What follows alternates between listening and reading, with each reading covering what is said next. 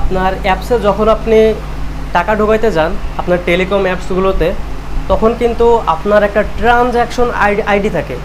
তো ওই transaction ID যদি আপনি কপি না করেন বা যদি কখনো ভুলে যান কপি করতে, তখন কিন্তু আপনার একটা সিস্টেম আছে, আপনার সেটা আছে বের করার। আর ওই ট্রানজ্যাকশন আইডি যদি আপনি কপি না করেন তাহলে কিন্তু আপনি কখনোই কিন্তু আপনি অ্যাপসে টাকা ঢোকাইতে পারবেন না। তো এই জন্য কিন্তু অবশ্যই আপনাকে ভালো করে বুঝতে হবে ট্রানজ্যাকশন আইডি কোনটা। তো আপনি এইখানে যেটা খেয়াল করতেছেন এটাই হচ্ছে আপনার সেই ট্রানজ্যাকশন আইডি। যদি আপনি খেয়াল করেন ওখানে লেখা আছে TRANS, তারপরে কি লেখা আছে আইডি, আর এইখানে যেটা আছে দেখেন এখানে কপি করার একটা চিহ্ন আছে। আপনি জাস্ট এটার উপর একটা ক্লিক করার সঙ্গে সঙ্গে কিন্তু আপনার ওই জিনিসটা কপি হয়ে যাবে।